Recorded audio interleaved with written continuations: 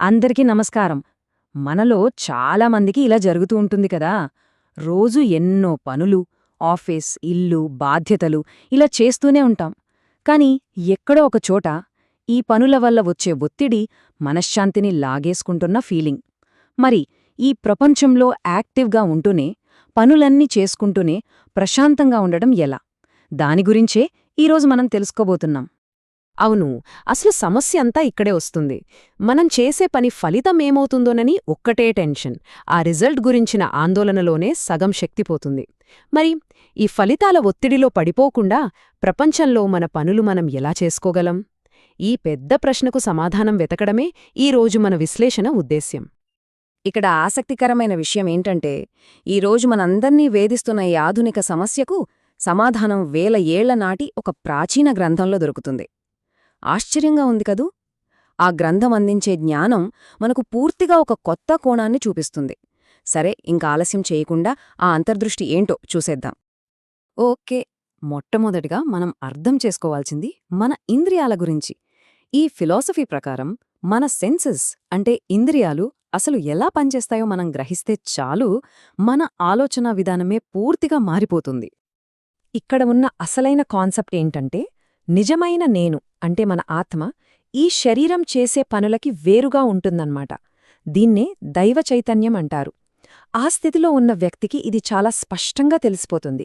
వాళ్ళు చేసే పనులను చూస్తూ ఇది నేను కాదు, నా శరీరం చేస్తోంది అని ఎరుకతో ఉంటారు.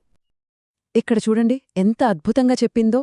మనం రోజూ చేసే పనులు అంటే చూడటం, వినటం, తాకడం, వాసన చూడటం, తినడం, నడవడం, నిద్రపోవడం, చివరికి మనం తీసుకునే శ్వాస కూడా, ఇవన్నీ కేవలం మన ఇంద్రియాలు వాటి పనులను చేసుకుంటున్నాయే తప్ప నిజానికి నేను అనే అహంకారం ఏమీ చేయడం లేదని చెబుతుంది ఈ గ్రంథం.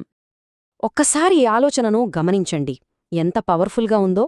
నేను ఏమీ చెయ్యడం లేదు. ఆ జ్ఞానాన్ని పొందిన వ్యక్తి తన పనులన్నిటినీ ఇలాంటి డిటాచ్మెంట్తోనే చూస్తాడట. అంటే దాని అర్థం నేను చేస్తున్నాను అనే ఫీలింగ్ ఉండదు.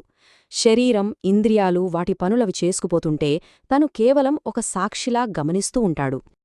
సరే, ఈ రకమైన ఆలోచనా విధానం అనేది మనల్ని ఒక ఉన్నతమైన స్పృహలోకి, అంటే ఒక హయ్యర్ కాన్షియస్నెస్లోకి తీసుకెళ్తుంది. దీనికి ఆ గ్రంథం ఒక ప్రత్యేకమైన పేరు కూడా పెట్టింది. ఆ పేరేంటో ఇప్పుడు చూద్దాం. ఆ పేరే యోగారూఢుడు. సింపుల్గా చెప్పాలంటే యోగారూఢుడు అంటే పరిపూర్ణత సాధించిన యోగి అన్మాట. ఎవరైతే ఈ నిర్లిప్త దృక్పథాన్ని పూర్తిగా ఆచరణలో పెట్టారో, అంటే ఇంద్రియాలన్నీ ఒక మెషీన్లాగా యాంత్రికంగా వాటి పనులవి చేసుకుంటున్నాయని, నేను వీటన్నిటికీ అతీతమైన సాక్షిని అని గ్రహించారో వారే యోగారూఢుడు. ఈ కంపారిజన్ చూస్తే మనకు విషయం ఇంకా క్లియర్గా అర్థమవుతుంది. చూడండి, ఒక సాధారణ సాధకుడు నేనే చూస్తున్నాను, నేనే వింటున్నాను అనుకుంటాడు. నా పనులు, వాటి ఫలితాలే నా ఐడెంటిటీ అనుకుంటాడు. కాని యోగారూఢుడు ఎలా ఆలోచిస్తాడో తెలుసా? నా కళ్ళు, చెవులు వాటి పని అవి చేస్తున్నాయి, నేను కేవలం గమనిస్తున్నానంతే అని. వావ్, ఎంత తేడా కదా ఈ రెండు ఆలోచనల మధ్య. సరే, ఇప్పటిదాకా థియరీ చూసాం. ఇప్పుడు ఈ ప్రయాణంలో ఫైనల్ స్టేజ్కి వచ్చాం. అంటే ఈ నిర్లిప్తతను, ఈ డిటాచ్మెంట్ను ప్రాక్టికల్గా ఎలా అప్లై చేయాలి, దీన్ని ఒక ఉన్నతమైన కర్మగా, ఒక యాక్షన్గా ఎలా మార్చాలో ఇప్పుడు తెలుసుకుందాం. దీన్నే కృష్ణ చైతన్యము అని పిలుస్తారు. గుర్తుందా? మనం మొదట్లో ఒక సమస్య గురించి మాట్లాడుకున్నాం. పని, దానివల్ల వచ్చే ఒత్తిడి. దానికసలైన పరిష్కారం ఇదే. అంటే చేసే పని ఫలితం మీద ఏమాత్రం ఆసక్తి లేకుండా ఆ పనిని, దాని ద్వారా వచ్చే ఫలాన్ని కూడా ఒక ఉన్నతమైన శక్తికి, అంటే భగవంతుడికి అర్పించేయడమే దీని అసలు సారాంశం. ఇక్కడొక చాలా ఇంపార్టెంట్ పాయింట్ ఉంది. ఇది పనులు మానేయమని అస్సలు చెప్పట్లేదు. కేవలం ఆ పనుల వెనక ఉన్న మన ఇంటెన్షన్ని, మన ఉద్దేశ్యాన్ని మార్చుకోమని చెబుతోంది.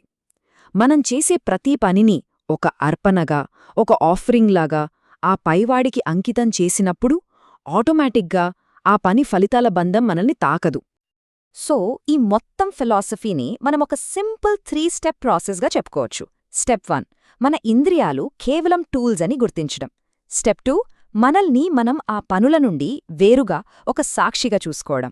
ఇక ఫైనల్ స్టెప్ 3, చేసే ప్రతి పనిని దాని ఫలితంతో సంబంధం లేకుండా ఒక అర్పణలా చేయడం అంతే. రైట్. మరి వీటన్నింటి నుంచి మనం తీసుకోవాల్సిన అసలైన మెసేజ్ ఏంటి? ఈ మొత్తం చర్చ యొక్క సారాంశమేంటో ఒక్కసారి చూద్దాం. అసలు పాయింట్ ఏంటంటే, అసలైన మార్గం పనులు ఆపేయడం కాదు, మనం చేసే పనుల వెనుక ఉన్న పర్పస్ని, ఉద్దేశ్యాన్ని మార్చడం.